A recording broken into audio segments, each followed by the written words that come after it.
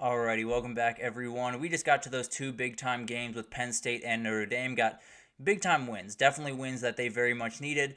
Somewhat in ugly fashion, especially for Penn State, but got that win, keep moving forward, and definitely have CFP chances going forward. But let's get into some upsets because there was a huge one down in Oxford, and frankly, I didn't see it coming at all. I definitely was looking at this game a little bit skeptically throughout the week, but I don't think I ever picked them to lose by any means. So it's going to be awesome to break this one down. And frankly, I don't even know where to start. I think there's a number of different places to start, but I think I got to start with that 4th and 7. I mean, when you talk about what Kentucky did against Georgia, they gave the ball away down one. Georgia never gave it back with 3 minutes left. And I think Mark Stoops knew it. I think Mark Stoops knew that he probably left a little bit on the table on that one. And he wasn't doing it in this one. He went for it 4th and 7 on their own 20, deep ball to Barry and Brown for 63 yards. Remarkably gutsy and not something that I thought Mark Stoops would ever do. So really, really impressive. Brock Vandegrift played really solid football in this one. Wasn't perfect by any means. Definitely has a number of things to figure out, but he kind of slung the ball around. He kind of did exactly what he was brought there to do, which is throw the ball confidently in rhythm, and he did a really solid job of that. Obviously, 20 points is probably what you're going to get from Kentucky going forward. There's probably the formula if they're going to beat some of these teams is possess the ball, get a couple of big time plays, and then absolutely, play incredible defense, which is exactly what they did. This D-line is really, really dominating. Incredible job from them on Saturday. The physical linebacker play is incredible from De'Aaron Jackson and Pop Dumas Johnson. Really incredible players there. And then on the back end, you just got so much experience, so much length, so many guys that can make plays for this team. It's really remarkable to watch this team go to work. And then Ole Miss just couldn't get anything going in the run game, and that's obviously a huge prerequisite for them doing anything offensively. 92 yards, 3.2 yards per carry, just not nearly there. And on the other side of things, when you're out throwing the ball, you're going straight to Trey Harris. He's the only wide receiver that made noise, 11 catches, 176 yards, and a score. The next closest receiver had 3 catches. You have to be able to spread the ball out more if you're Ole Miss because you got plenty of guys to spread the ball out to. Jordan Watkins is absolutely incredible. Juice Wells is absolutely awesome. There are so many guys you can get the ball to, and you weren't able to get to really anyone other than Trey Harris. And if Caden Prescorn doesn't make that catch at the very end of the game, his stat sheet looks a lot different. So you very much have to get these guys the ball. You have to spread the ball out more. I know Trey Harris is maybe the best receiver in the country. You got to be able to give him some help on the outside. So Ole Miss has a lot to figure out.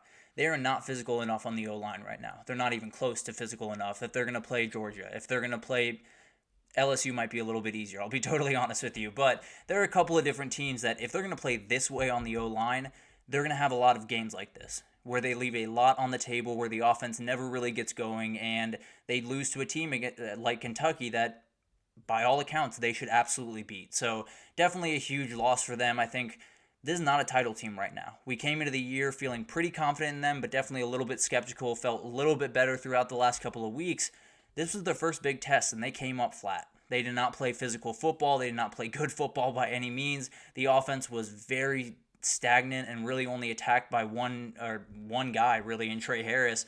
It was just all over the place. I think they have a really tough road ahead with LSU, with Georgia, so you got a lot to figure out. There's no two ways about that. For the Kentucky team, I mean, you could be 4-0, 4-1 right now with wins over Georgia and Ole Miss. I know that Georgia game went a little bit sideways and got away from you, but at the end of the day, this is a good team. This is a team that's going to be really tough to deal with just about every team that's going to face them, and I cannot wait to see what they can do the rest of the year.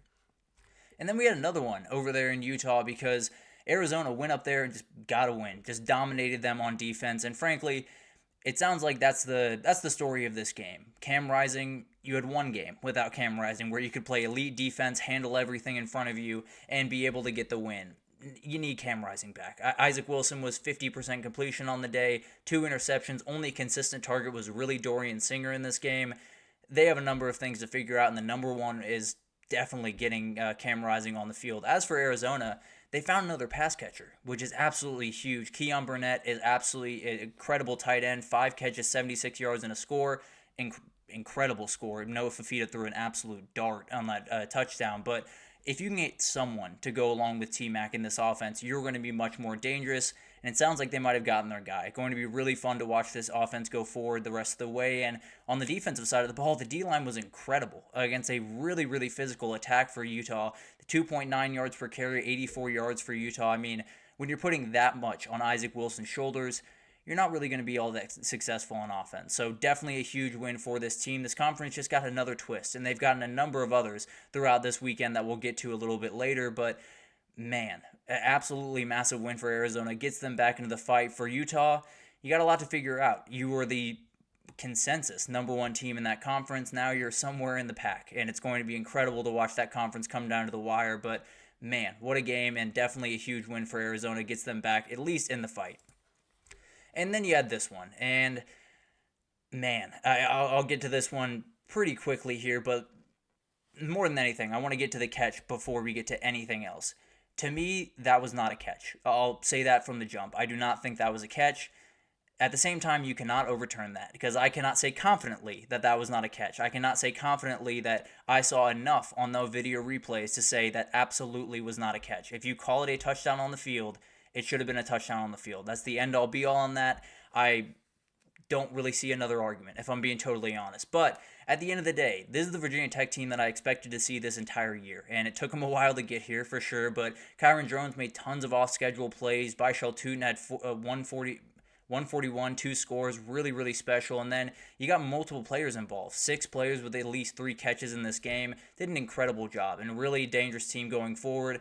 I think they're probably out of the ACC race. I think everyone can probably say that. But at the end of the day, still a team that's going to be really fun to watch the rest of the way. And if they got this one, it would have been really interesting over there in the ACC. But Miami keeps rolling along, I suppose. Despite that call, they keep rolling along. They get to move forward undefeated, and down 10 points 2 times in this game, found a way back. So although the last play I have some issues with, they did find a way back into this game, gave themselves a shot to win. Cam Ward was a little bit up and down. It was a little bit more like what we saw at Washington State, and that not so much an incarnate word, but at Washington State, a little bit more of an up and down performance from him, but made the one big play when it mattered. Just a ridiculous play that was a little bit psychopathic, but you got to be a little bit psychopathic to play quarterback in college football. So Miami heads out to Cal for, actually, game day is going to be out there this weekend, and we'll see what they can do there. A huge one for them, and then you get a bye, so you get a little bit of time to kind of regroup yourself.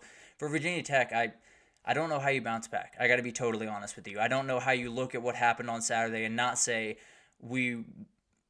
I don't want to say it was rigged, because I'm not going to get into that conversation. I know a lot of people are having that conversation. I will not. But at the end of the day, it's got to hurt. You got to be able to regroup a little bit, but this was a moment that your entire season could have changed, and it didn't go your way for reasons that are totally outside of your control. But a huge win for Miami at the very least, and they keep moving forward undefeated and still a top team in this country.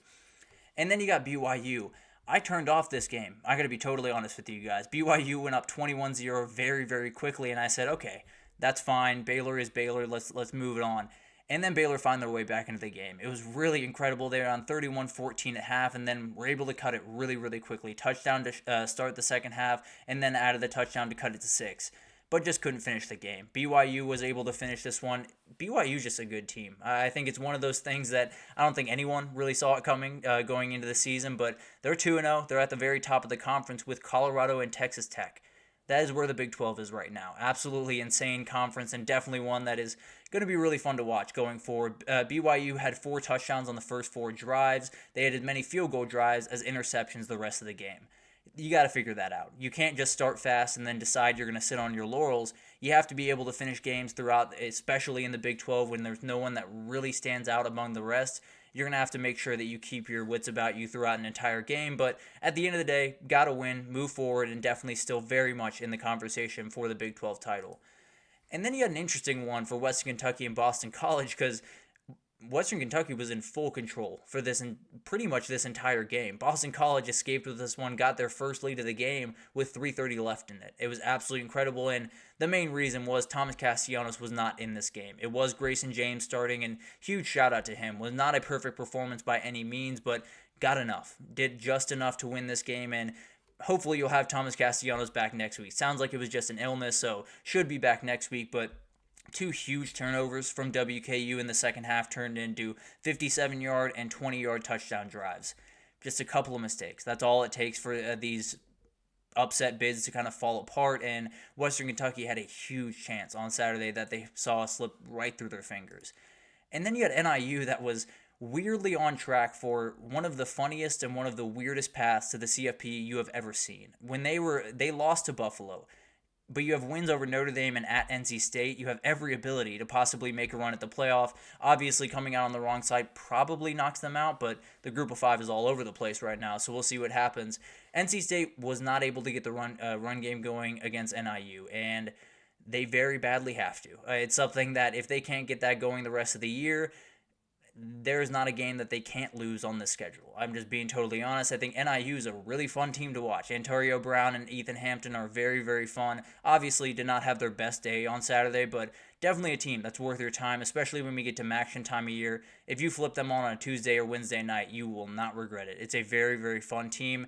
NC State, I don't know. They are who they are at this point. I felt pretty good about them coming into the year, and Grayson McCall's gotten benched. They can't get Justin Jolie or Noah Rogers going. They can't get anyone going. It's absolutely atrocious over there, and definitely a ton to figure out, or they're just going to be another team in the ACC. So a bunch of huge games. I think when you look at the upsets around the country, obviously the two big ones, Kentucky and Arizona, getting those big-time wins, but there were a number of others that were very, very close. If one bounce of ball play goes the other direction, they're very much in it and possibly have a win on their schedule. So very, very close games. Really fun to watch that. But let's take our third break here, and when we come back, we're going to do a little bit of a breakdown of the rest of the top 25 teams. What did they do this past weekend? USC was able to get over a little bit of a scare from Wisconsin. Kansas State got a big-time ranked win over Oklahoma State. A lot of things to break down, and we'll do it right after this, so stick with us.